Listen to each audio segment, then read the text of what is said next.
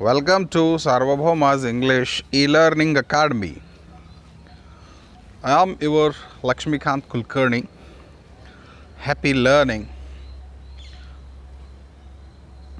In this video we are going to learn about non-verbal communication.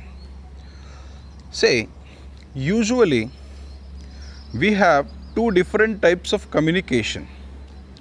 So before dealing with the types of communication, I will give you brief introduction about communication. All of you know what is communication. Communication is nothing but the interaction between two or more than two people.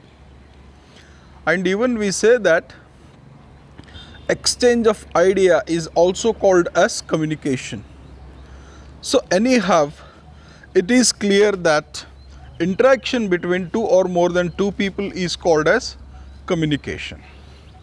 And basically we divide communication into several parts.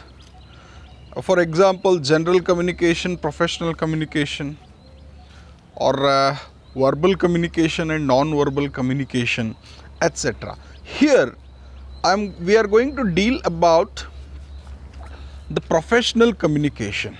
Okay, we are not bothered about general communication because anyhow you can communicate with your personal life or for example the people who are relevant to your personal life. But we should have to learn the jargon. Jargon is nothing but the professional language or trained language. For communication, it is mandatory that we must learn some trained language. Okay, what is verbal communication? The word verbal is nothing but speaking or using the sentences or using the language. Okay, verbal communication is nothing but communicating through the language. Here language becomes the channel, okay, or modem. What is non-verbal communication? The exactly opposite of verbal communication. Okay, what is non-verbal communication? Without using any words, communicating with the other people. That is non-verbal communication. Let us learn through slides. What is non-verbal communication? In non-verbal communication, only action speaks than words. Yes, here usually action speaks than words. We are not going to use any words. Here we use some sign or the part of our body to speak or to communicate. Next is communication without using any verbal language is termed as non-verbal communication. Yes, any verbal language. We are not going to use any verbal language. Next is communicating with a part of body but without using any language. Yes, we use our part of body to convey the message. Okay, for example, usually we shake hands or anything. Just we will sign. Just come and go, we will sign through our hands, etc. This kind of communication is considered under non-verbal communication. Next is non-verbal communication has more weight than verbal communication. It is the most important point. For example, in the classroom, your teacher or professor asks, did you understand?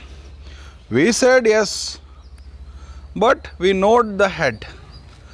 Your non-verbal or body language clears that you have not understood. But your verbal language says yes. So here the body language has more weightage than the verbal language or verbal communication. Next, types of non-verbal communication. So here I divided non-verbal communication into two types. One is body language. Yes, body language is most active topic and active thing in professional life. So I want to clarify you one thing. Whenever you attend the interview process, there your academics has the value of 50% only. Rest of the 50% communication carries. So communication has 50% to it. It is nothing but as equivalent to your academics. Communication must be impressive. In communication, what they'll check? They'll check how you convey the message, how you speak, and they will consider on the basis of your body language. Okay, let us learn.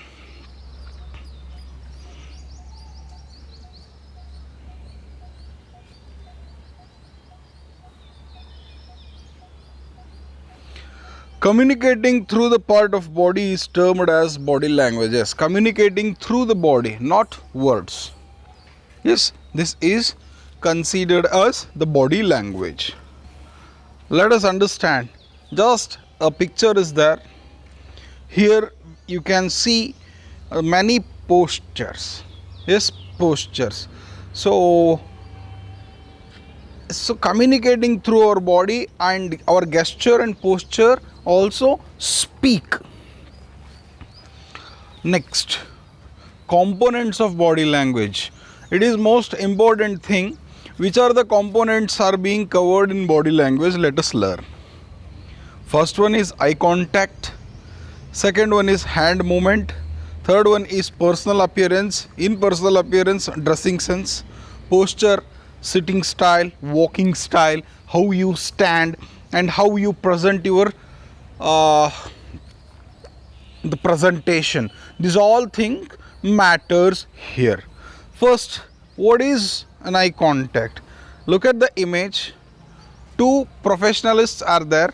Just I am telling to you, there are three people, and two people are shaking hands. Okay, just look at the direction. There is an arrow mark. That particular thing is called eye contact. Both are smiling. Yes, your eyes must smile. Your eyes must glitter, because you those particular points will give you the impact of positivity. Yes, and it creates well impression. It is the most important thing. Eye contact is the most important and most powerful weapon in an interview. Okay, and I'm telling to you, don't glare. Yes, don't glare to the interviewer or anywhere. Don't glare, but make the positive eye contact. And one more thing I want to tell you. Usually basic question you will receive in an interview is, tell me about yourself. No, I am not going to discuss about that particular thing, but I want to tell you how you need to make the eye contact. Don't look on the roof, or don't look on the floor, or don't look here and there. Just give the answer. If four people are sitting in front of you, equally you should have to look them. Okay, and that particular thing, the positive eye contact will create the positivity and the great impression in the first meeting. So why make good eye contact? Okay, second one, hand movement. While speaking, don't sit idle. Okay, you must use your hands to move, or your hands should speak. So it is the basic thing.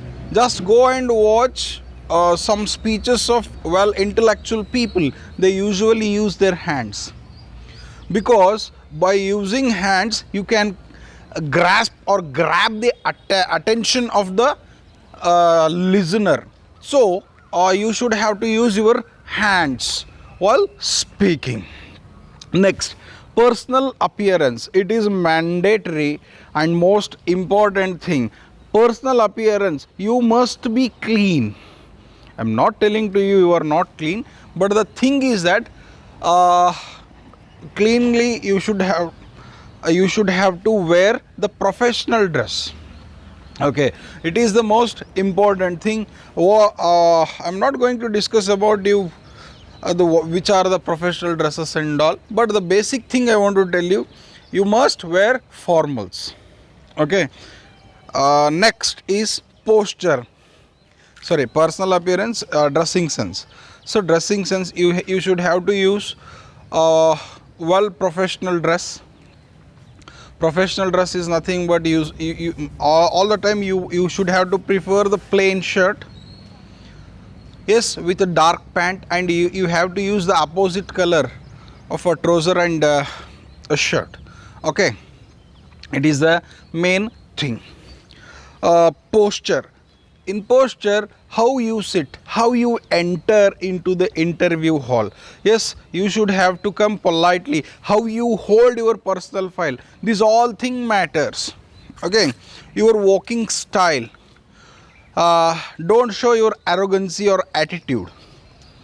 So you must maintain the politeness in the interview hall or room, or whenever you speak with your superiors. Okay. Next, paralinguistic features. Okay. What is the meaning of paralinguistic features?